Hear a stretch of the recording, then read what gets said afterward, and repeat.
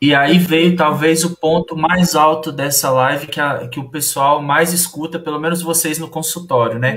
O que eu posso comer, né, Nath? O que eu posso comer, o que eu não posso? Acho que esse slide assim, é o que todo mundo vai mais gostar. Não existe nada proibido, tá? Nenhum alimento é proibido para o diabetes. O que existe é a gente, claro, né, ter um bom senso no que a gente for fazer, ter uma avaliação nutricional no que a gente for fazer. Nenhum alimento sozinho é responsável pelo mau controle. Então, às vezes, o paciente vem muito preocupado em trocar o arroz pelo integral. O arroz integral, ele tem mais fibra? Tem. Ele vai dar mais saciedade? Realmente. Mas por que não usar o arroz branco, que tem a mesma quantidade de carboidrato por grama de peso, e você completar a sua fibra com uma salada, né, completar uma proteína para a gente melhorar o índice glicêmico daquele carboidrato, reduzir a velocidade de liberação do açúcar no sangue, que é o índice glicêmico isso, né? Então, tem obrigação de trocar o pão pelo integral?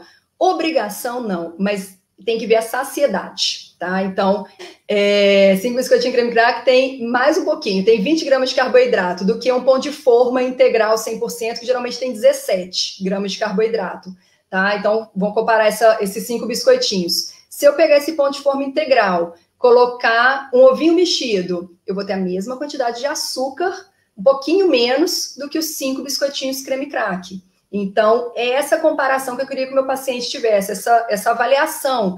Poxa, eu vou estar comendo menos açúcar se eu colocar um pão integral, mas se eu vou colocar, principalmente, eu vou ter mais saciedade se eu colocar uma proteína, né?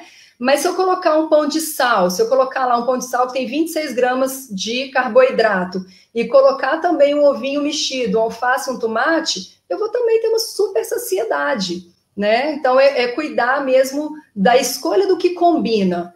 O açúcar simples, eu coloquei ali, né? O açúcar simples vai causar picos glicêmicos, ele deve ser evitado, mas falar que ele é de tudo proibido, se eu colocar ali um doce depois ali do almoço, se eu colocar um doce depois de uma atividade física, eu vou ter um controle muito melhor da glicose, mesmo que eu use um açúcar simples. Então, é tudo a forma de eu usar estratégias.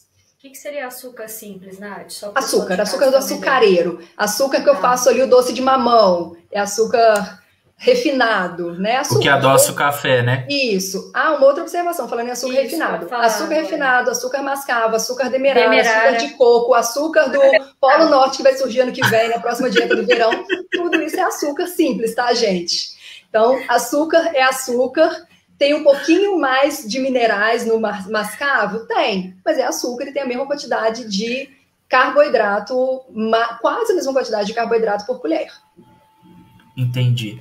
E o que você ia falar? Não, era isso, que açúcar é açúcar. Açúcar é açúcar. Então, Nath, só para deixar bem claro para o povo, que você falou da saciedade, mas não é a questão da saciedade, a pessoa pensa assim, então eu fico saciado quando eu como 2 quilos de comida, né? Isso. É uma saciedade com limites, né? Com moderações, né? Eu fui falar uma vez com um paciente meu que comer pão de sal não dá saciedade. Ele dá sim, doutora, eu como 5. É tudo uma questão de bom senso. Com ou sem recheio, né? Ainda tem essa, né? Com ou sem recheio vai dar saciedade, né? Mas, de uma forma geral, você comer um pão de sal, daqui a meia horinha você vai querer comer alguma coisa para matar a fome de verdade. Pessoal, tem muita gente... O pré-diabetes precisa tomar remédio? O paciente que tem pré-diabetes. Pronto. O pré-diabetes, ele não necessariamente precisa tomar remédio, tá? Então, a gente dá um time de 6 meses para a gente avaliar se vai ter uma resposta. Se em 6 meses, com modificação de estilo de vida, com perda de peso, a gente conseguiu reverter esse pré-diabetes, a gente vai manter o paciente sem remédio e a gente vai falar que é um pré-diabetes revertido, tá? Agora, a gente não vai esperar a vida inteira. Então, a paciente está sempre, né, naquela famosa me dá mais uma chance, me dá mais uma chance, me dá mais uma chance. E a gente realmente tem que saber o momento ali, dos guidelines são 6 meses, desse mais uma chance para a gente esperar e não ficar adiando para toda a vida essa chance. Quando a gente, agora uma parte legal, quando a gente trata com modificação de estilo de vida e a gente consegue que o paciente reverta o pré-diabetes, ele tem, percentualmente, ele tem muito mais chance de reverter do que com remédio. Tá? Então, que legal. O remédio, a modificação de estilo de vida é muito mais eficaz do que simplesmente eu dar ali a metformina para o paciente.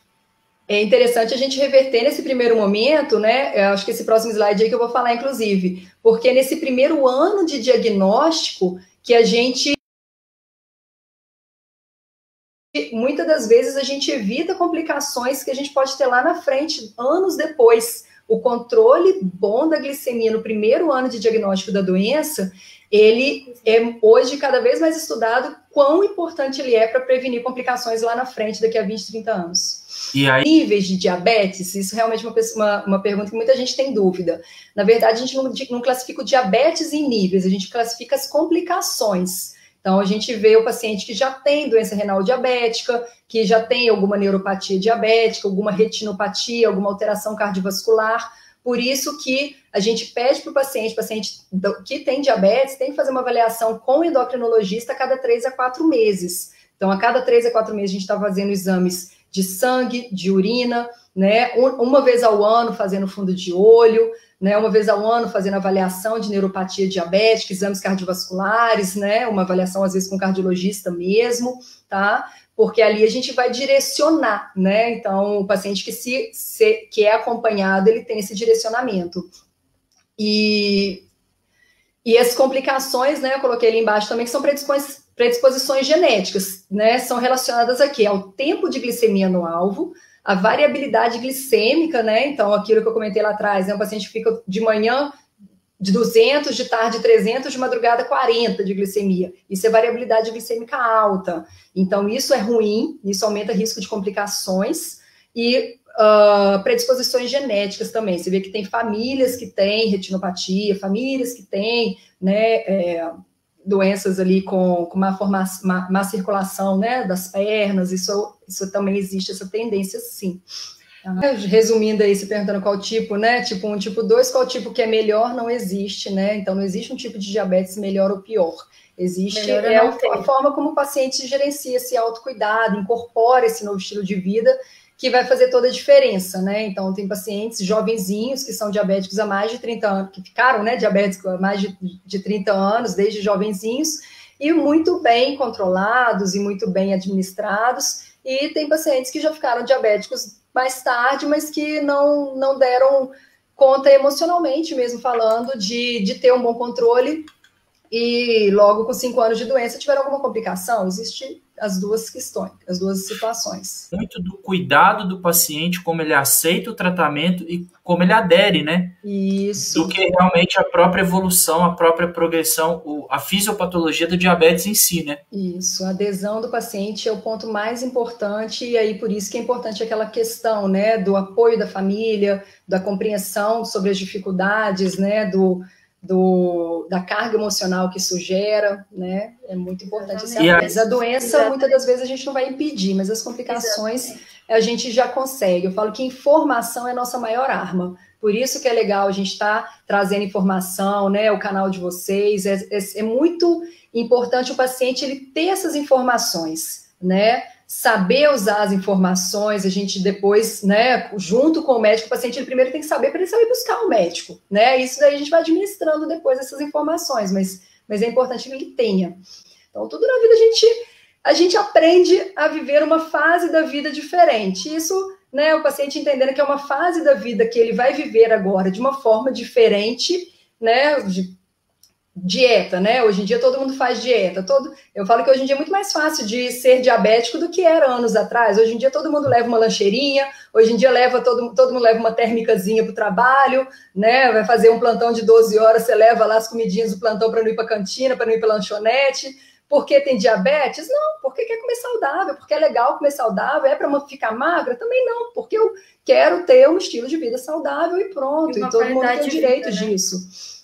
Ser diabético é difícil, sim, né? A gente não pode colocar ali para o paciente que é super fácil, porque a gente sabe que é difícil, né? Pode ser, sim, difícil de controlar, mas a gente tem que se concentrar no que está dando certo, no que a gente está fazendo para o bem, né? Tem alguns momentos que vão ter resultado menos do que os ideais e vão ter momentos que vão ter resultados ótimos. outros que foi bom o suficiente para aquele momento, né? Então, sempre lembre disso, né? Eu acho que tudo que a gente faz com culpa, a gente acaba gerando muito desconforto. A gente tem que aceitar também o nosso momento, a gente tentar fazer o nosso melhor, que a gente vai ter, com certeza, melhores resultados. Sempre contar com o seu médico, né? Sempre contar que a família também esteja sempre perto, para a gente vai estar sempre disposto a ajudar.